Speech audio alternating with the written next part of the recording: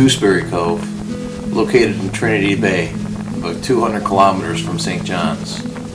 We are in a boat with Claude Seward, owner and operator of Seward Farms, an aquaculture operation that he calls his cod ranch. 700 feet above us stands the site of the first Windspot installation in Canada.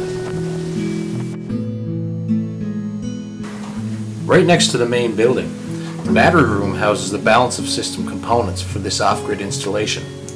Here we have an 11,000 watt inverter, battery charger, turbine charge controller, diversion load, and a 2,760 amp hour battery storage bank. Renewable energy is not new to Seward Farms.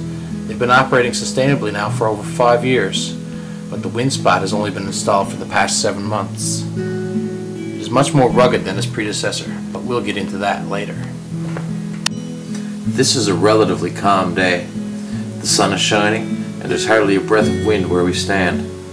On a 53-foot tower located 700 feet directly above us, the Windspot 3.5 kilowatt wind turbine is producing between 1,500 and 2,000 watts. In fact, this unit has been observed producing as much as 4.2 kilowatts. The power is used to run the entire operation at Seward Farms, including Claude's own on-site living quarters. The tower is a tilt-up 53-foot guide structure. All of the materials for this installation were brought in by hand, and by snowmobile in some cases. All of the support anchors are drilled into rock due to lack of soil and the difficulty in transporting cement. The site is accessible either by climbing the steep cliffside from the main building or by walking in 1.5 kilometers from the nearest road. The only thing more extreme than this location is the conditions this turbine must stand up to. This site has completely unsheltered exposure to snow, freezing rain, corrosive salt air, and possibly some of the strongest winds in Newfoundland. The setup has shown no sign of fatigue since it has been installed.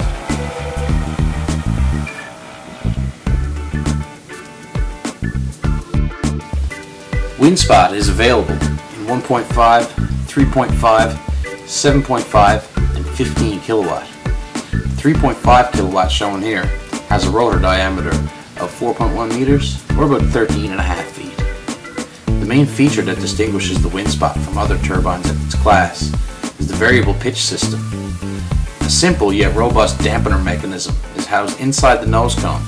This system uses centrifugal force to change the blade's angle of attack on the wind based on rotor RPM.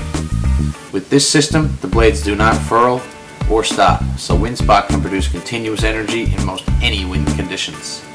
The turbine starts producing energy at 3 meters per second and will put out its rated power at 11 meters per second. With the top speed of 250 RPM, the Windspot produces less noise, puts less stress on all of the moving parts, and less risk of damage, all without affecting the total energy produced. As I mentioned earlier, this is not the first wind turbine placed on this tower. Over the past 5 years, the 3 kilowatt wind turbine that was placed here fell victim to the elements and experienced numerous failures due to poor blade composition, a weak furling system, and overall poor quality materials and craftsmanship. During the winter of 2010, it was decided that we would swap the old turbine for a Windspot 3.5. The owner deserved something better, and we wanted to place this unit into a test that is likely second to none in Newfoundland. On September 20th, 2010, Hurricane Igor struck Newfoundland. This event was the hardest hitting weather system in recent history. This storm left many people isolated due to road and bridge washouts, and more without telephones or power due to downed towers and poles for days after. Wind speeds were recorded of up to 155 kilometers per hour in nearby Bonavista. The Windspot bravely stood up to Igor and survived.